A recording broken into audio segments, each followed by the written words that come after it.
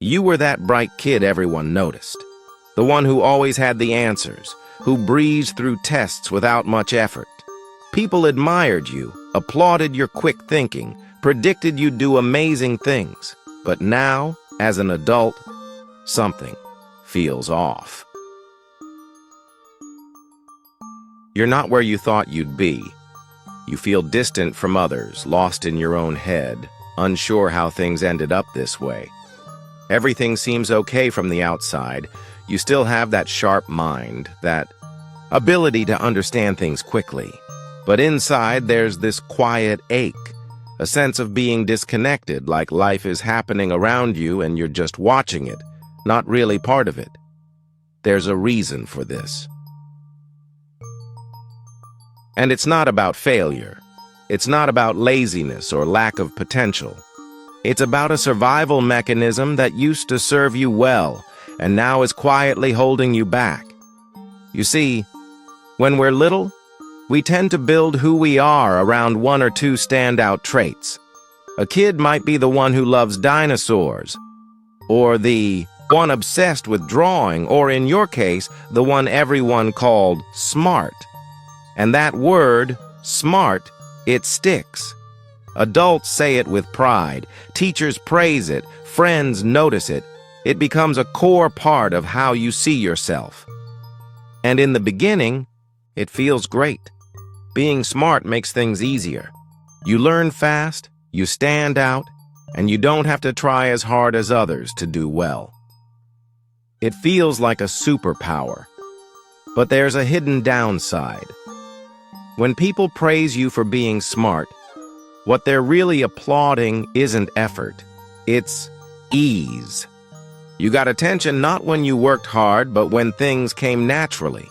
You started to believe that real intelligence meant never having to struggle, that if you were truly bright, everything should come effortlessly, and that belief, planted quietly and early, becomes a trap. Because the moment something challenges you, when a task is hard or you stumble or something doesn't click right away, it doesn't feel like a normal setback. It feels like a threat. If you're supposed to be the smart one, then why are you struggling? So you start avoiding struggle altogether. You only speak up when you're sure you're right. You only try things where success feels guaranteed. You avoid unfamiliar territory even if it interests you, because the risk of looking dumb feels too high. And without realizing it, your world starts to shrink. You play it safe. You stick to what you already know you're good at. You protect the image of being smart instead of actually growing. And while others are out there taking chances, messing up, learning, connecting, you're stuck in this bubble of caution and control. It feels safer in there. But it's also lonelier. Because real connection happens when people share experiences, stumble together, try new things side by side. And when you keep yourself out of those messy, unpredictable moments, you also keep yourself out of the places where friendships are made and meaning is found. You still want connection, of course, so you turn to the tool you know best, your intellect. You try to understand people instead of being present with them. You observe, analyze, try to predict what others are thinking or feeling. And it kind of works, up to a point. You can hold conversations, maybe even charm people, but it's draining. You're always calculating, running mental simulations, second-guessing every word. Being social becomes something you have to perform well at, rather than something you just experience. And so even when you're around people, it still feels like you're not really with them. You're playing a role. You're watching yourself interact instead of simply interacting. It's exhausting and isolating. And here's where things get even trickier. Because you're still smart, right? So you should be able to solve this. You try to apply logic to emotions. You write mental arguments to convince yourself that you're fine. You pick apart your own thoughts, hoping that clarity will lead to peace. But emotional pain doesn't respond to logic. Intelligence is great for solving external problems, but when you try to use it to build self-worth, it just keeps spinning. You can't think your way into feeling enough. That question, am I okay, doesn't get answered with reason. It gets answered with vulnerability, with emotional presence. And that's the one area you were never taught to grow. So when the loneliness becomes sharp, when the disconnect feels unbearable, your ego steps in to protect you one last time. You tell yourself, I'm just different. Other people are shallow. No one really gets me.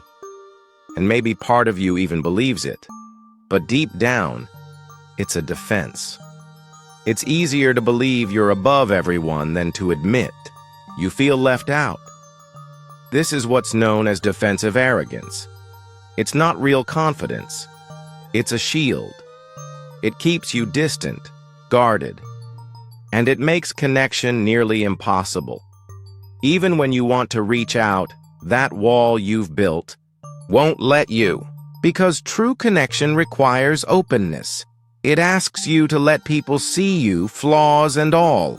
And if your entire self-image is built on being exceptional, then being seen as human feels unbearable. So what do? You start by letting go of the identity that's been running the show. You stop seeing yourself as the smart kid.